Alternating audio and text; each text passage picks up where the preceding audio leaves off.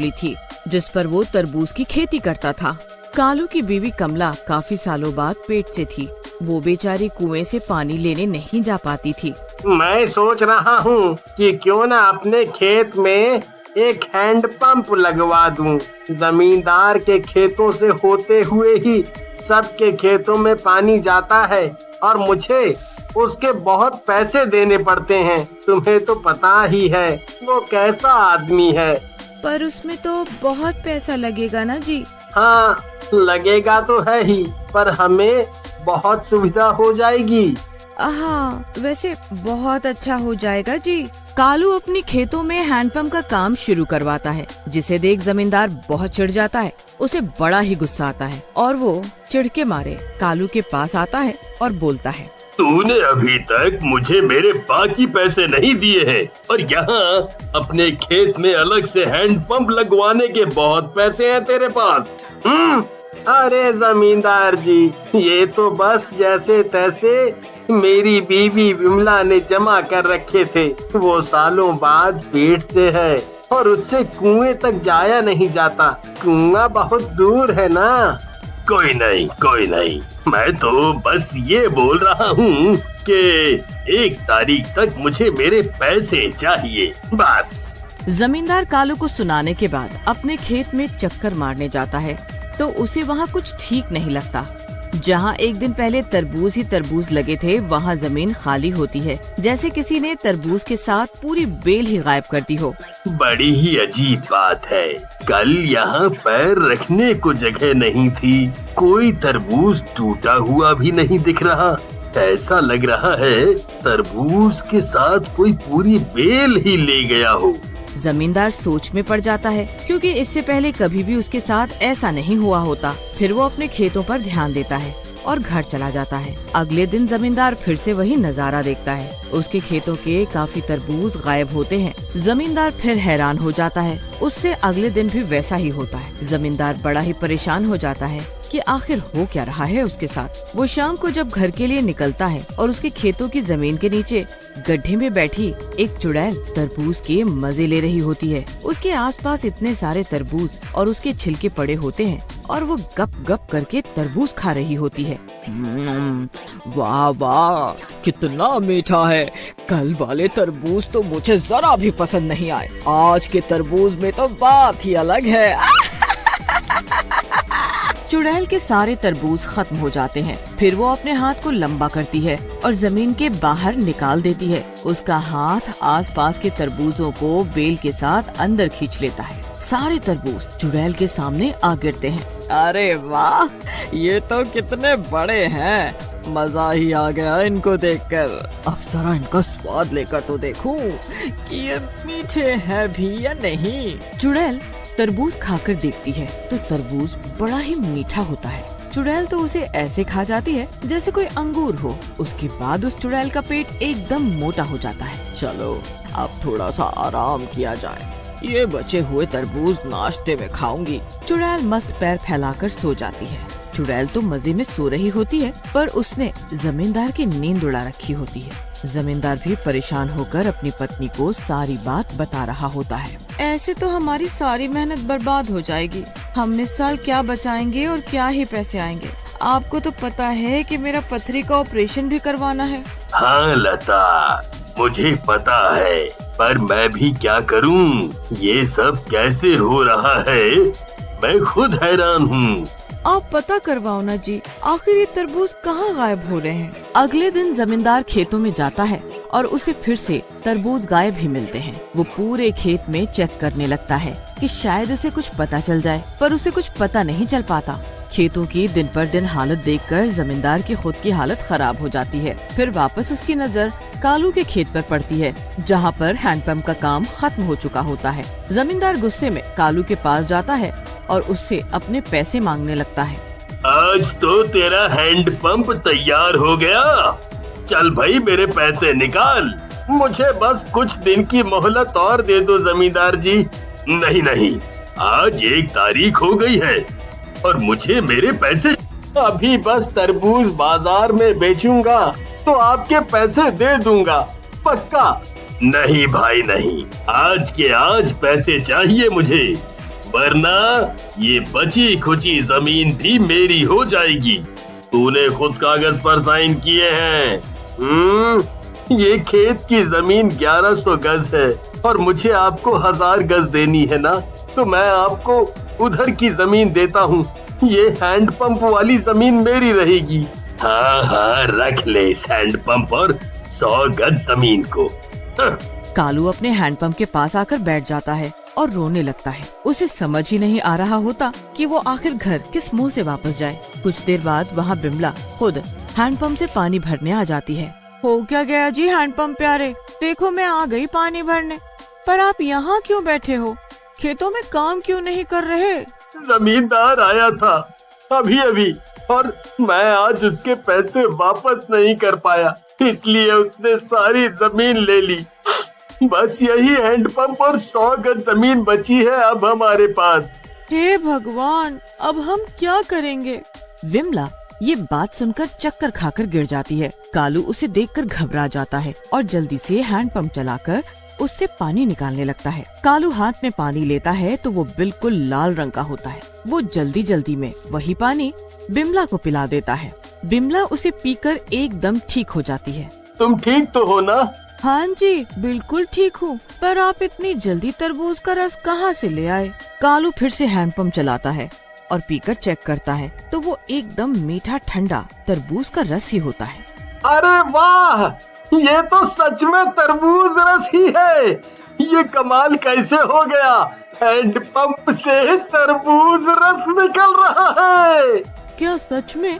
हमारे हैंडपंप से तो तरबूज रस लगता है भगवान से हमारी परेशानी देख ही नहीं जा रही, इसीलिए उसने ऐसा किया।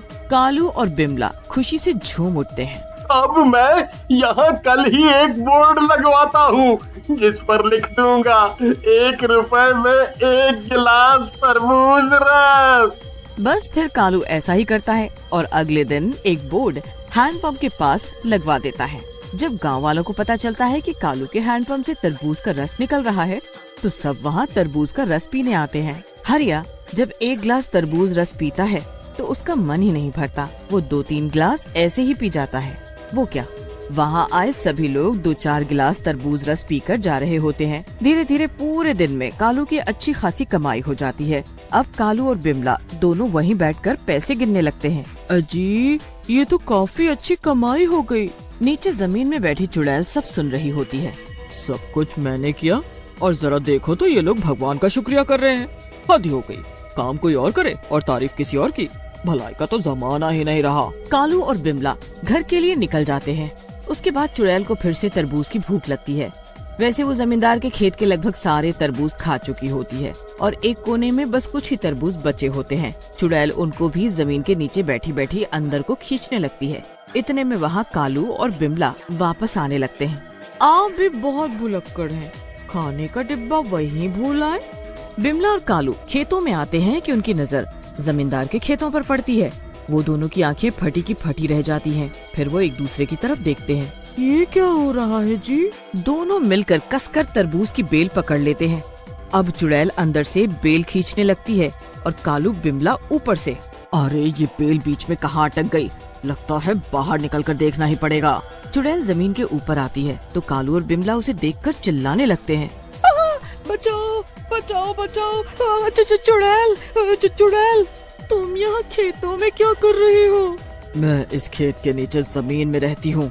मैंने बस तरबूज खाकर अपना पेट भरा है और ये जो तुमने आज इतने पैसे कमाए हैं ना, वो भगवान की कृपा से नहीं बल्कि मेरी मदद से कमाए हैं, समझे? जब मैं जमीन के अंदर बैठकर तरबूज खाती थी तो वहाँ पड़े बीजों से और भी तरबूज निकल आए और उन तरबूजों में एक तरबूज इतना बड़ा है कि तुम सोच भी नहीं सकते। बस फिर वो जो तुमने हैंडपंप लगवाया है ना, वो उसी के ऊपर लगवा दिया और तुम्हारे हैंडपंप से तरबूज रस निकलने लगा। ये सब मेरी वजह से हुआ है।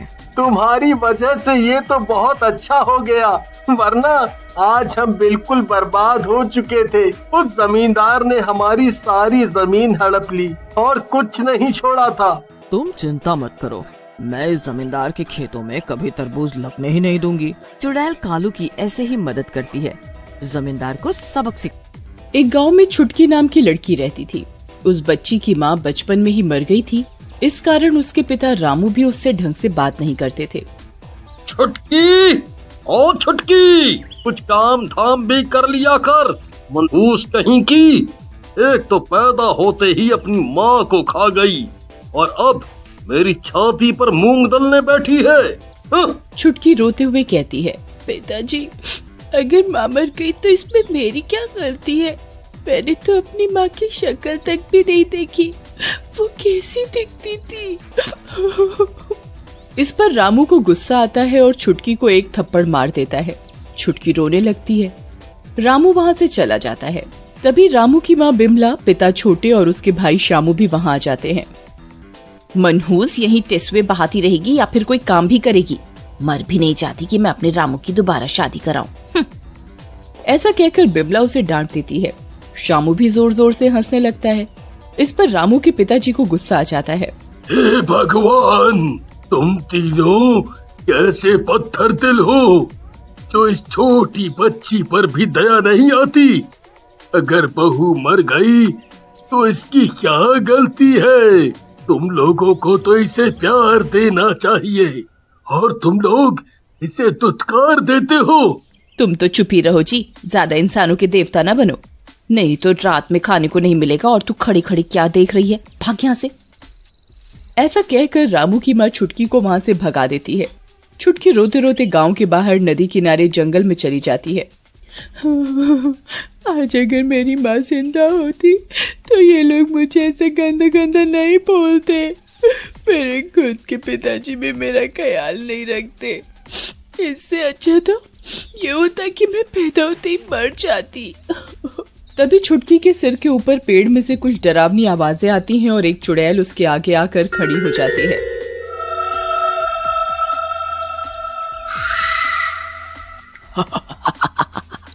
अरे वाह वाह, आज तो मैं बच्चे का मीट खाऊंगी। मजा आ जाएगा। जानवर और बड़े आदमियों का मांस खा खा कर मेरे जबड़ों में दर्द होने लगा है। लेकिन छुटकी चुड़ैल से नहीं डरती और वहीं खड़ी रहती है। इस पर चुड़ैल को बहुत हैरानी होती है और वो छुटकी से पूछती है, ए लड़की, क्या तुझे मुझसे डर नहीं लगता? लोग मुझे देखकर भागने लगते हैं या मेरे पैर पकड़कर अपनी जान की भीख मांगते हैं। मुझे तो मरना ही है चुड़ैल आंटी, चाहे आप खा लो या मैं इस नदी में कूद जाऊं, मुझे कोई फर्क नहीं पड़ता। ना ही मुझे कोई प्यार करने वाला है मेरे घर में। वैसे अच्छा ही आप मुझे मार डालो, मैं भी अपनी माँ के पास चली जाऊंगी। छुटकी की इस बात पर चुड़ैल सोच में पड़ जाती है और उसके अंदर छुटकी के लिए दया जाग उठती है। बेटी, तुम बहुत दुखी लग रही हो, मुझे अपनी बात बताओ, शायद मैं तुम्हारे किसी काम आ पाऊं। और मेरी बात गौर से सुनो, आत्महत्या किसी समस्या का हल नहीं है। चुड़ैल की बात सुनकर छुटकी उसे सारी बात बताती है, जिसे सुनकर चुड़ैल को भी रोना आ जाता है और वो छुटकी से कहती है, छुटकी बच्ची, तुम्हारी कहानी तो सच में बहुत दुख भरी है, लेकिन चिंता ना करो, मैं तुम्हारे साथ हूँ और अब से तुम रोना बंद करो, मैं तुम्हारे लिए जरूर कुछ करूंगी। ऐसा कहकर चुड़ैल छुटकी को गोद में उठाकर उसके घर छोड़ देती है। लेकिन जैसे ही छुटकी घर के अंदर जाती है, उसकी दादी उसे डांटने लगती है। कहाँ थी मनहूस? तेरी माँ के नौकर लगे हैं क्या हम? खाना कौन बनाएगा? देख, हम सबके पेट में चूहे कूद रहे हैं, चल जाकर रोटी बना। मनहूस मारी। रामू की माँ की ये हरकत चुड़ैल बाहर खिड़की से देख लेती है और सोचती है, हम तो सिर्फ नाम की चुड़ैल है, असली चुड़ैल तो ये मोटी औरत है, इसको सबक सिखाना पड़ेगा। अगले दिन रामू जंगल के रास्ते काम पर जा रहा होता है।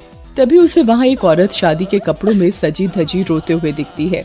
उसे देखकर रामू उसके पास जाता है और उससे पूछता है, अरे, आपका क्या नाम है और क्यों रो रही हैं? क्या हुआ? शक्ल से तो किसी बड़े घर से लगती हो। मेरा नाम शालू है और मेरी शादी होने वाली थी, लेकिन दहेज के लालच में मेरा होने वाला पति मंडप छोड़कर भाग गया। उसके गम में मेरे माता पिता को दिल का दौरा पड़ा और वो भी निकल लिए, और अब मैं भी मरने जा रही हूँ। अरे नहीं नहीं, आत्महत्या करना पाप है, तुम ऐसा मत करो, तुम इतनी सुंदर हो, भगवान कुछ न कुछ अच्छा जरूर करेगा तुम्हारे लिए, तुम फिर से शादी कर लेना। ज्यादा ज्ञान मत दो, बोलना आसान है, जवान लड़की खुली तिजोरी होती है, हर चोर की उस पर नजर होती है। और रही बात शादी की, क्या तुम मुझसे शादी करोगे? शालू की बात सुनकर रामू हक्का बक्का रह जाता है और कुछ देर सोचने के बाद बोलता है, ठीक है, मैं तुमसे शादी करने को तैयार हूँ। रामू उसी समय शालू को लेकर घर चला जाता है। शालू को देखकर बिमला खुश हो जाती है। अरे शामू देख, तेरा भाई दोबारा तेरी भाभी लाया है, वो भी बिल्कुल चांद का टुकड़ा, और शक्ल से तो किसी बड़ी घर की लगती है। शालू आगे बढ़कर बिमला के पैर छूती है और उसे एक सोने का हार अपने गले से उतार कर दे देती है। सही कहा माँ जी आपने, मैं बहुत अमीर घर से हूँ, पैसा बहुत है हमारे पास। तभी शालू को वहाँ छुटकी दिखाई देती है। छुटकी डर के मारे उससे दूर हट रही होती है। अरे वाह, कितनी प्यारी बच्ची है, आओ मेरे पास आओ, डरो मत। वैसे किसकी बच्ची है ये? बिमला हंसते हुए बोलती है, हमारे पड़ोसियों की। बेचारी की माँ बचपन में मर गई, तब से हमारे ही घर में रहती है। फिर बिमला छुटकी को वहाँ से जाने के लिए कहती है। छुटकी भी वहाँ से चली जाती है। रात में रामू शालू के पास आता है। प्रियतम, इस शादी की ड्रेस में तो तुम बिल्कुल फिल्मी हीरोइन लग रही हो, तो आज हो जाए दंगल। सब्र करो, मैं कहाँ भागी जा रही हूँ। मैं बहुत थक गई हूँ, आज सो जाते हैं, दंगल कल या और किसी दिन करेंगे। उसके बाद शालू सोने का नाटक करने लगती है। रामू के सोते ही वो छुटकी के कमरे में जाती है। छुटकी वहाँ रो रही होती है। शालू को देखते ही छुटकी को गुस्सा आ जाता है। आप यहाँ से चले जाओ, मेरी माँ का घर है, यहाँ कोई और नहीं आ सकता। छुटकी को गुस्से में देखकर शालू अपने असली चुड़ैल वाले रूप में आ जाती है। चुड़ैल को देखकर छुटकी उसके गले लग जाती है। चुड़ैल बोलती है, तू रो मत छुटकी, मैं यहाँ इन लोगों को सबक सिखाने आई हूँ। मेरी तेरे पिताजी से तेरे बारे में बात हुई है, वो तुझे प्यार करते हैं, बस थोड़ा परेशान है। फिर छुटकी को सुलाने के बाद चुड़ैल शालू के रूप में आ जाती है और रामू के कमरे की तरफ बढ़ती है। लेकिन तभी उसे शामू और बिमला एक कमरे में बात करते दिखते हैं। मजा आ गया बेटा, इस बार ये रामू का बच्चा तो मोटी मुर्गी फंसा कर लाया है। बेवकूफ को पता नहीं कि मैं तो उसकी सौतेली माँ हूँ। पहली वाली को भी मैंने जहर देकर मार डाला था और उसके सारे पैसे खा गई थी। अब ये आई है नई हीरोइन, अब मौका लगते ही इसको भी। लेकिन पहले उस मनहूस छुटकी को ठिकाने लगाना है। माँ, तुम चिंता ना करो, मैंने सब प्लान कर लिया।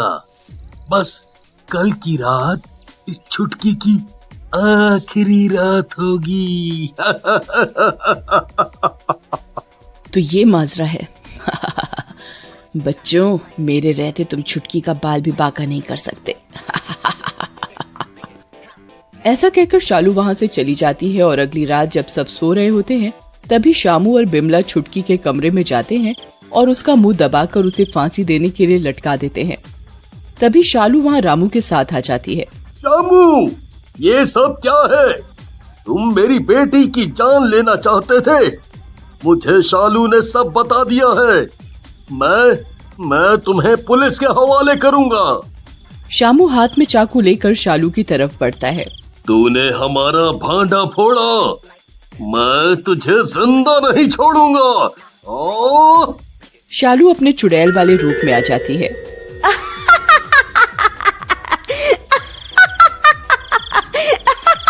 मरे हुए को क्या मारेगा तू? हाँ,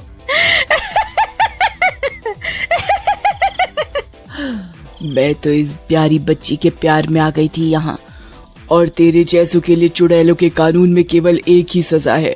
ऐसा कहकर चुड़ैल शामू की गर्दन उखाड़ देती है। शामू की गर्दन उखाड़ने के बाद चुड़ैल बिमला की तरफ बढ़ती है। और मोटी, तू तो माँ है, तुझे जरा भी दया नहीं आई इस बच्ची की जान लेते हुए। जा तू भी अपने दुष्ट बेटे के पास। ऐसा कहकर चुड़ैल बिमला को भी मार डालती है। छुटकी, मेरी बेटी, अब तुझे कोई